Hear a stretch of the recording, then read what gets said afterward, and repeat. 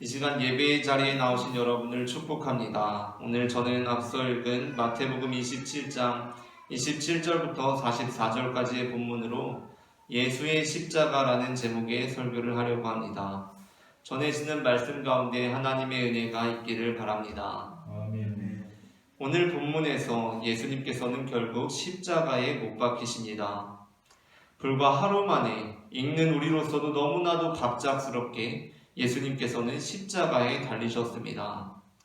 그렇다면 예수님께서는 왜 십자가에 달리신 것입니까? 이에 대해 우리는 지난주 본문에 따라서 그 이유가 당시 유대 백성들이 예수님을 거부했기 때문이라고 대답할 수도 있을 것입니다. 마태복음 27장 20절부터 23절입니다.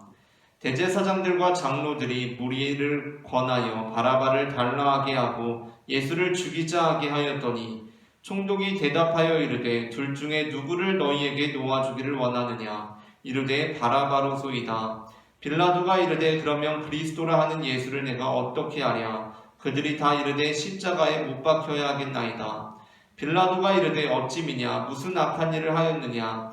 그들이 더욱 소리질러 이르되 십자가에 못 박혀야 하겠나이다 하는지라. 아멘. 사도행전 3장 13절부터 15절 역시 베드로의 입술을 통해서 이렇게 말씀합니다.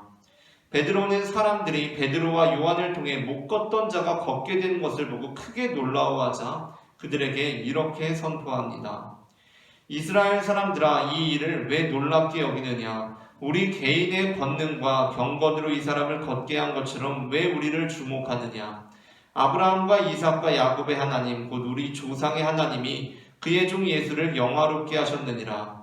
너희가 그를 넘겨주고 빌라도가 놓아주기로 결의한 것을 너희가 그 앞에서 거부하였으니 너희가 거룩하고 의로운 일을 거부하고 도리어 살인한 사람을 놓아주기를 구하여 생명의 주를 죽였도다. 그러나 하나님이 죽은 자 가운데서 그를 살리셨으니 우리가 그 일의 증인이라. 아멘. 그렇다면 예수님께서 십자가에 달리신 것은 단순히 유대인들로부터 거부당했기 때문이라고 할 수 있습니까? 또 그렇지는 않습니다. 우리는 예수님께서 십자가에 달리신 그 이유가 단순히 그들 때문이라고 말하지 않습니다. 우리는 그것이 우리 때문이라고 고백합니다. 우리는 예수님께서 십자가에 달리신 것이 그들의 죄 때문이라고 말하지 않습니다. 그렇게 비난하지 않습니다. 우리는 그것이 우리에게 새 생명을 주기 위함이었다고 고백합니다. 그렇게 찬양합니다. 예수님께서도 이렇게 말씀하셨던 바 있습니다. 요한복음 3장 14절부터 15절입니다. 모세가 광야에서 뱀을 든 것 같이 인자도 들려야 하리니 이는 그를 믿는 자마다 영생을 얻게 하려 하심이니라. 아멘. 민수기 21장 4절부터 9절까지에는 이스라엘 민족과 눕뱀에 관련된 말씀이 기록되어 있습니다. 당시 이스라엘 민족은 애굽으로부터 탈출하였지만 가나안 땅에는 들어가지 못했던, 그래서 매우 고단한 광야의 길을 지나고 있었습니다. 그때 이스라엘 백성들이 고단한 여정으로 인해서 하나님을 원망하기 시작합니다. 모세에게 불평하기 시작합니다. 민수기 21장 4절부터 5절입니다. 백성이 호르산에서 출발하여 홍해 길을 따라 에돔 땅을 우회하려 하였다가 길로 말미암아 백성의 마음이 상하니라. 백성이 하나님과 모세를 향하여 원망하되 어찌하여 우리를 애굽에서 인도해내어 이 광야에서 죽게 하는가? 이곳에는 먹을 것도 없고 물도 없도다. 우리 마음이 하찮은 음식을 싫어하노라 하매. 그러자 하나님께서 어떻게 말씀하십니까? 그들에게 불뱀을 보내십니다. 그리고 사람들이 그 원망함으로 인하여서 불뱀에 물려서 죽어나가기 시작합니다. 요한복음 3장 14절에서 모세가 광야에서 뱀을 든 것 같이 라는 이 표현은 바로 이러한 상황 속에서 그들을 살리기 위해서 들려진 눕뱀을 의미합니다. 사람들이 불뱀에 물려서 죽어나가기 시작하자 그 백성들이 하나님께 기도하여 주기를 모세에게 요청했고 그에 따라 모세가 하나님께 기도합니다. 그러자 하나님께서 모세에게 불뱀을 만들어서 장대 위에 매달라고 하시면서 그것을 보는 자마다 살게 될 것이라고 말씀하십니다. 6절부터 8절입니다. 여호와께서 불뱀들을 백성 중에 보내어 백성을 물게 하심으로 이스라엘 백성 중에 죽은 자가 많은지라 백성이 모세에게 이르러 말하되 우리가 여호와와 당신을 향하여 원망함으로 범죄하였사오니 여호와께 기도하여 이 뱀들을 우리에게서 떠나게 하소서. 모세가 백성을 위하여 기도하매 여호와께서 모세에게 이르시되 불뱀을 만들어 장대 위에 매달아라. 물린 자마다 그것을 보면 살리라. 아멘. 그리고 벌어진 일이 무엇입니까? 9절입니다. 모세가 놋뱀을 만들어 장대 위에 다니 뱀에게 물린 자가 놋뱀을 쳐다본 즉 모두 살더라. 아멘. 그런데 여기서 우리가 한 가지 조심해야 할 것이 있습니다. 그리고 예수님께서 자신의 십자가를 놋뱀에 비유하신 것과 관련하여 반드시 유의해야 하는 부분이 있습니다. 그것은 십자가의 의미를 기억하는 것이 아니라 십자가의 형상 자체를 우상화함으로써 잘못된 길로 들어서게 되는 것입니다. 예수님께서는 자신의 십자가를 모세의 놋뱀에 비유하셨습니다. 그렇기 때문에 우리는 십자가를 보는 자들마다 영생을 얻게 되고 그 안에서 구원을 얻게 되는 확신 가운데 십자가를 바라보아야 합니다. 그러나 또한 그 십자가가 그 형상 자체로서 우상화되는 것을 우리는 늘 조심해야 한다는 것입니다. 열왕기하 18장 1절부터 8절 본문이 그 현상을 우리에게 전하고 있습니다. 열왕기하 18장 1절부터 8절은 유대왕 히스기야에 대한 찬사를 기록하고 있습니다. 그가 얼마나 하나님의 뜻을 따른 왕이었는지 구약성서에서 유대 이스라엘 왕들 중 이러한 찬사를 받은 왕이 극히 드물 정도입니다. 열왕기하 18장 5절부터 7절입니다. 히스기야가 이스라엘 하나님 여호와를 의지하였는데 그의 전후 유다 여러 왕 중에 그러한 자가 없었으니 곧 그가 여호와께 연합하여 그에게서 떠나지 아니하고 여호와께서 모세에게 명령하신 계명을 지켰더라. 여호와께서 그와 함께 하심에 그가 어디로 가든지 형통하였더라. 아멘. 히스기야는 위대한 왕이었습니다. 그는 여호와를 의지하는 왕이었고 그의 전후 유다 여러 왕 중에 그러한 자가 없었다는 평가를 받고 있습니다. 그런데 열왕기하 본문이 그의 위대한 행적 중 하나로 평가하는 일이 무엇인 줄 아십니까? 그 중 하나가 히스기야의 위대한 행적, 하나님의 마음에 합하게 행한 행동 중에 하나로 이것을 들고 있습니다. 바로 놋뱀을 부순 것이라고 기록하고 있습니다. 3절부터 4절입니다. 히스기야가 그의 조상 다윗의 모든 행위와 같이 여호와께서 보시기에 정직하게 행하여 그가 여러 산당들을 제거하며 주상을 깨뜨리며 아세라 목상을 찍으며 모세가 만들었던 놋뱀을 이스라엘 자손이 이때까지 향하여 분향함으로 그것을 부수고 느후수단이라 일컬었더라. 아멘. 히스기야의 행적, 위대한 행적 중에 하나로서 열왕기하가 말씀하고 있는 것은 무엇이냐면 바로 그가 우상들을 철폐하듯이 놋뱀을 부순 것이라고 말씀하고 있습니다. 그리고 그 놋뱀을 느후수단이라 일컬었더라 라고 그렇게 말씀하고 있습니다. 느후수단이라는 것은 이스라엘 백성들이 그 놋뱀을 우상처럼 신성시하면서 불렀던 이름이 될 수도 있지만 또한 느후수단이라는 것은 단순히 놋조각, 놋조각이라는 의미를 담고 있습니다. 그러니까 히스기야는 백성들이 그때까지 기념하면서 섬기면서 놋뱀을 향하여서 분향하고 있었는데 그것을 부수면서 그것을 향해서 이렇게 말했다는 것입니다. 저것은 단순히 놋조각에 불과하다라고 말입니다. 이 본문에서 놋뱀은 민수기에서와 달리 매우 부정적으로 묘사되어 있습니다. 민수기 21장에서 놋뱀은 죽은 영혼들을 살리는 생명의 상징이었습니다. 그것을 보는 자마다 살림을 받았습니다. 그런데 열왕기하 본문에는 놋뱀은 어떻게 묘사되어 있습니까? 그것은 모든 생명력을 잃어버린 우상 중 하나로 다루어지고 있습니다. 그렇다면 예수님께서는 열왕기하 본문에서의 놋뱀의 이미지는 제쳐두고 오로지 민수기 본문에서의 놋뱀 이미지를 그 생명의 이미지만을 염두에 두고 우리에게 자신의 십자가의 죽음이 모세가 광야에서 뱀을 든 것과 같다고 말씀하신 것이겠습니까? 물론 예수님께서는 죽어가는 영혼들을 살리는 생명의 상징으로서 자신의 십자가를 놋뱀에 비유하셨습니다. 그러나 여기에는 십자가 또한 하나의 우상으로 전락할 수 있음에 대한 암시가 담겨 있으며 우리가 늘 그에 대한 긴장감을 유지하며 십자가 너머에 있는 진리의 뜻을 발견하고자 애써야 한다는 의도가 담겨 있다고 할 수 있다는 것입니다. 사실 우리의 모습이 어떻습니까? 우리는 하나님을 믿는다고 하면서, 예수님을 믿는다고 하면서 늘 그 눕뱀을 우상화하는 경향이 우리의 마음에 있지 않습니까? 앞서 다룬 사도행전 3장에서의 사건 역시 마찬가지입니다. 사도행전 3장에서 베드로와 요한이 못 걷던 자를 걷게 한 사건은 이제 예수님을 통해서 이 땅 가운데 실현되던 하나님의 나라가 제자들을 향해서 이루어지고 있음을 명시적으로 선포하고 있습니다. 그런데 그때 곧바로 발생하게 되는 일이 무엇이라고 말씀하고 있습니까? 베드로와 요한이 나사렛 예수의 이름으로 못 걷던 자를 일으켜 세웠습니다. 그를 온전케 했습니다. 그가 나사렛 예수 그리스도의 이름으로 걷기도 하고 뛰기도 하며 하나님을 찬송했습니다. 그런데 그가 곧바로서 행하는 일이 무엇입니까? 그 고침받은 이가 이제 붙들게 되는 것이 무엇입니까? 아, 예수님께서 나를 온전케 하셨구나. 내가 예수님의 이름을 찬송해야겠다라는 것입니까? 우리가 앞서 읽었던 본문의 앞절이 이렇게 기록되어 있습니다. 11절입니다. 사도행전 3장 11절입니다. 나은 사람이 베드로와 요한을 붙잡으니라고 시작되고 있습니다. 나은 사람이 나사렛 예수 그리스도의 이름을 붙잡은 것이 아니라 베드로와 요한을 붙잡고 있는 것입니다. 베드로와 요한은 예수 그리스도의 이름으로 그를 고쳐주었는데 그는 예수 그리스도의 이름은 모르겠고 나는 당신들을 붙잡겠습니다 라고 베드로와 요한을 붙잡고 있다는 것입니다. 있는 그 고침받은 사람이 순식간에 자신을 고쳐주신 예수 그리스도의 권세를 의지하게 된 것이 아니라 우리 눈에 보이는 베드로와 요한에게 시선을 빼앗겼음을 드러내고 있습니다. 그리고 그 주변에 있던 모든 백성들 역시 마찬가지였습니다. 나사렛 예수의 이름이 아니라 베드로와 요한에게 시선이 빼앗겼고 그들에게 모여들기 시작했습니다.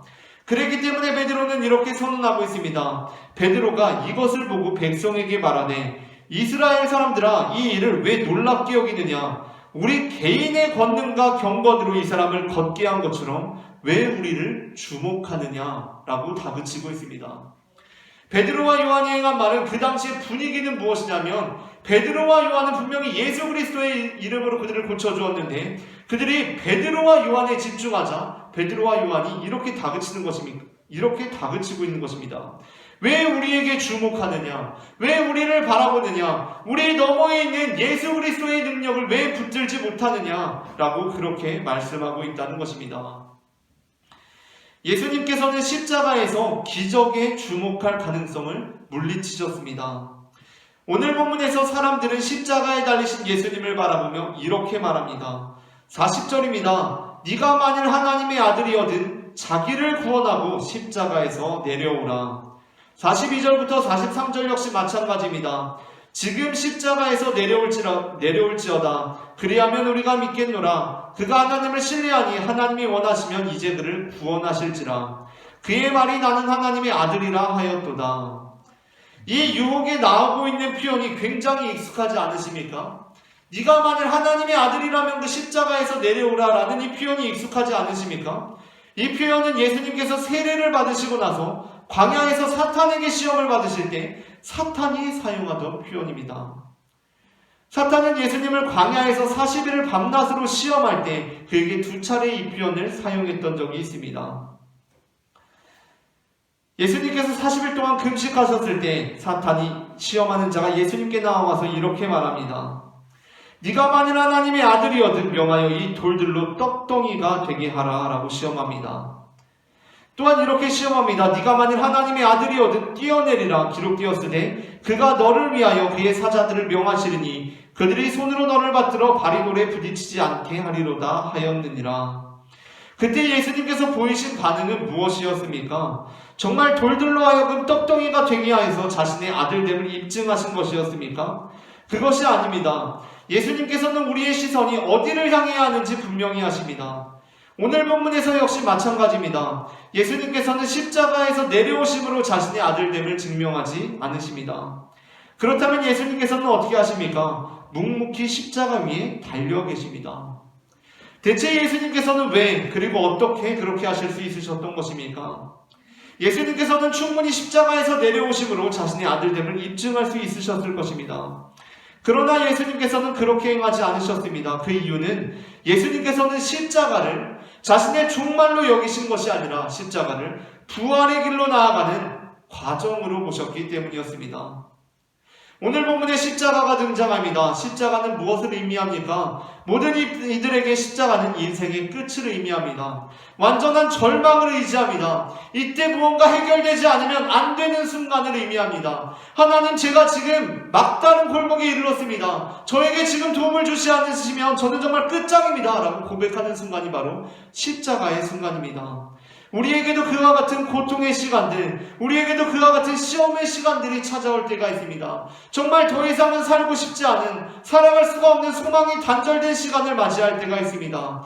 그런데 그때 예수님께서는 모든 사람들이 지금이 끝이라고, 절체절명의 순간이라고 말할 때 예수님께서는 그것이 절체절명의 순간이 아니라 부활을 향해 나아가는 과정임을 우리에게 보여주고 있다는 것입니다. 오늘 본문은 우리에게 예수님께서 십자가에 못 박히시는 장면을 보여주고 있습니다. 그런데 그 장면을 매우 건조하게 설명하고 있는 것이 오히려 우리의 입장에서 보자면 굉장히 특징적이기도 한 부분입니다. 우리는 예수님의 십자가에 대해서 매우 자극적인 묘사들에 익숙해져 있습니다. 대부분의 매체들은 예수님의 십자가에 대해서 다룰 때 예수님께서 얼마나 끔찍한 고통을 당하셨는지, 얼마나 고통스러운 고난들을 당하셨는지 우리에게 전해주려고 힘쓰고 있습니다. 성경에 나온 내용들에 대해서 매우 방대한 조사를 함으로써 그 고난이 얼마나 끔찍한 것이었는지 설명하려고 합니다. 하지만 본문은 그렇게 묘사하는데 그다지 큰 노력을 기울이지 않습니다. 그저 예수님께서 십자가에 못 박히신 장면을 담담하게 서술하고 있습니다. 물론 우리가 예수님께서 당하신 고통이 얼마나 끔찍한 것인지 상상해보는 것은 우리의 죄악의 문제가 얼마나 중대한 것인지 다시금 생각하게 합니다. 그렇게 함으로써 우리에게 유익할 수 있습니다. 우리는 사실 우리가 그다지 큰 죄를 범하지 않았다고 생각하며 살아갑니다. 그리고 우리는 실제로 큰 죄를 행하지 않았습니다. 그러나 예수님께서 우리 죄를 대속하시기 위해 당하신 고난이 그러한 수준의 것이라면 우리는 정말 그 끔찍한 고통을 당할 만한 죄를 지은 사람이구나, 내가 그러한 죄인이구나 라는 것을 생각하며 살아가게 된다는 것입니다. 하지만 이렇게 우리가 예수님께서 끔찍한 고난을 당하신 것이 바로 나의 죄 때문이구나 라고 생각할 때 거기에는 한 가지 부작용이 발생하게 됩니다. 우리는 그 시선에만 매몰되면 안 됩니다. 왜냐하면 그렇게 매몰될 때 때때로 나의 삶 가운데 찾아오는 고난과 역경들, 나의 삶 가운데 찾아오는 십자가와 같은 사건들이 나의 죄로 인해서 나의 삶에 찾아온 것이구나 라고 그렇게 이해하게 되기 때문입니다. 하지만 예수님께서는 십자가를 죄의 결과로 보시지 않으셨습니다.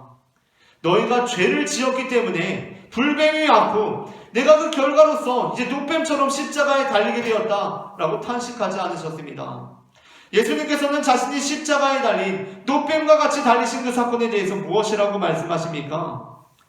내가 너희에게 영생을 주기 위하여 이렇게 노뱀과 같이 하늘에 들리운다 라고 말씀하십니다. 예수님께서는 십자가를 죄의 결과로 보시지 않으셨습니다.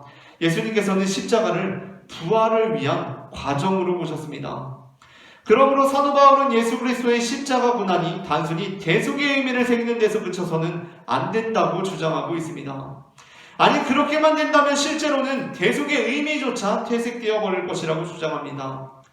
고린도전서 15장 17절부터 19절입니다. 그리스도께서 다시 살아나신 일이 없으면 너희의 믿음도 헛되고 너희가 여전히 죄 가운데 있을 것이요 또한 그리스도 안에서 잠자는 자도 망하였으리니 만일 그리스도 안에서 우리가 바라는 것이 또한 다만 이 세상의 산품이면 모든 사람 가운데 우리가 더욱 불쌍한 자이더라. 불쌍한 자이리라. 아멘. 사도 바울은 어떻게 말씀하고 있습니까? 만일 예수님께서 다시 살아나지 않으셨다면 우리의 대속조차도 온전히 이루어질 수 없었을 것이라고 그렇게 말씀하고 있습니다. 사실 우리가 십자가를 단순히 대속의 문제라고만 연결지어 생각한다면 예수님의 부활은 별개의 문제가 됩니다. 부활은 또 다른 문제이고 예수님께서는 우리의 죄를 대속하시기 위해 십자가에 달리시기만 하면 되는 것입니다. 그리고 설령 부활이 없었다고 하더라도 그 십자가는 대속의 의미를 온전히 이루어야 합니다. 그러나 사도 바울은 그렇게 말씀하지 않습니다. 사도 바울은 예수님의 부활이 없었다면 십자가는 온전히 이루어질 수 없다고 말합니다. 예수님의 부활이 없었다면 죄는 여전히 우리에게 그대로 있을 것이라고 그렇게 말씀합니다. 즉 예수님의 부활을 붙들지 않고 십자가를 바라보는 것은 십자가의 온전한 의미를 담아내지 못한다는 것입니다. 우리는 부활의 시각에서, 그리고 우리는 부활을 기억하면서 십자가를 바라볼 수 있어야 한다는 것입니다. 사실 이스라엘 민족이 여호와 하나님께 원망한 것은 민수기에 이르러 참다 폭발한 것이 아니었습니다. 이러한 범죄는 이스라엘 민족들의 반복된 패턴이었습니다. 출애굽기 15장 22절부터 27절 본문은 그들이 처음부터 원망의 잘못을 범하였다라고 기록하고 있습니다. 이제 막 애굽으로부터 탈출해서 홍해를 건넌 상황 속에서 모세와 미리암이 하나님께 찬양을 올려드립니다. 그런데 마른 땅이 홍해에 덮임과 같이, 마른 땅이 다시 홍해에 뒤덮임과 같이 백성의 원망과 불평이 모세와 미리암의 찬양을 다시 뒤덮고 있습니다. 22절부터 24절입니다. 모세가 홍해에서 이스라엘을 인도하여 그들이 나와서 수르 광야에 들어가서 거기서 사흘 길을 걸었으나 물을 얻지 못하고 마라에 이르렀더니 그곳 물이 있어서 마시지 못하겠으므로 그 이름을 마라라 하였더라. 백성이 모세에게 원망하여 이르되 우리가 무엇을 마실까 하매 모세가 여호와께 부르짖었더니 여호와께서 그에게 한 나무를 가르치시니 그가 물에 던지니 물이 달게 되었더라. 아멘. 이스라엘 민족들이 애굽에서 탈출하자마자 그들의 불만과 불평을 쏟아내는 장면을 보여주고 있습니다. 그런데 이 다음 구절에 굉장히 민망한 구절이 이어지고 있습니다. 27절입니다. 그들이 엘림에 이르니 거기에 물샘 12과 종려나무 70그루가 있는지라 거기서 그들이 그물 곁에 장막을 치니라. 아멘. 이스라엘 백성들이 마실 물이 없다고 원망합니다. 불평합니다. 왜 우리를 애굽으로부터 이곳에 인도하여서 우리에게 인생의 십자가를 지게 하는지 원망하고 있습니다. 그래서 하나님께서 그 문제를 해결해 주십니다. 그런데 그로부터 약 10km, 남쪽으로부터 10km 떨어진 거리에 걸어가 보니 그곳에 무엇이 마련되어 있습니까? 물샘 12이 마련되어 있습니다. 그리고 종려나무 70그루가 있습니다. 그들에게 평안한 안식을 취하게 할 만한 자리가 마련되어 있었던 것입니다. 얼마나 민망한 장면을 우리에게 보여주고 있습니까? 이 장면을 통해서 우리에게 가르쳐주고 있는 것이 무엇입니까? 때로 우리의 삶의 십자가와 같은 일들이, 우리의 삶의 고초와 같은 일들이 찾아올지라도 우리가 이 말씀을 통하여서, 이스라엘 민족들의 광야 생활을 통하여서, 예수님의 십자가와 부활의 사건을 통하여서 우리가 지금 내 삶에 있는 십자가의 시간들을 어떻게 견뎌내고 어떻게 이겨내야 하는지를 우리에게 보여주고 있습니다. 십자가는 단순히 십자가, 그것으로 모든 것이 끝나버리는 절망의 자리가 아니라 부활을 가기 위한 하나의 과정으로서 우리가 십자가의 길을 걸어가고 있다는 것입니다.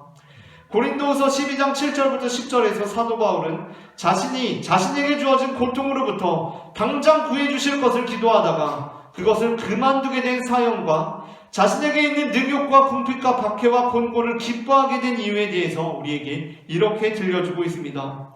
사도 바울은 이렇게 전합니다. 여러 계시를 받은 것이 지극히 크므로 너무 자만하지 않게 하시려고 내 육체에 가시고 사탄의 사자를 주셨으니 이는 나를 쳐서 너무 자만하지 않게 하려 하심이라. 이것이 내게서 떠나가게 하기 위하여 내가 3번 주께 간구하였더니 나에게 이르시기를 내 은혜가 되게 족하도다. 이는 내 능력이 약한 데서 온전하여짐이라 하신지라. 그러므로 도리어 크게 기뻐함으로 나의 여러 약한 것들에 대하여 자랑하리니 이는 그리스도의 능력이 내게 머물게 하려 함이라. 그러므로 내가 그리스도를 위하여 약한 것들과 능욕과 궁핍과 박해와 곤고를 기뻐하노니 이는 내가 약한 그때에 강함이라. 아멘.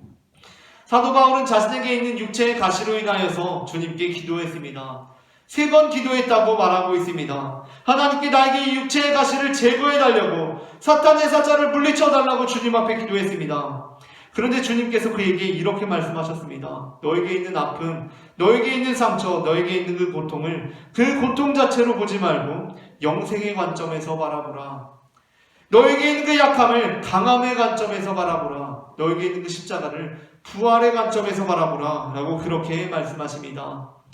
지금 우리가 십자가의 길을 걸어가고 있습니까? 강야와 같은 인생길을 걸어가고 있습니까? 참으로 고단한 인생길을 걸어가고 있습니까? 지금 이 순간이 부활을 통하여서 영광받을 사건으로 변하게 될 것을 믿음의 눈으로 바라보시기를 소망합니다.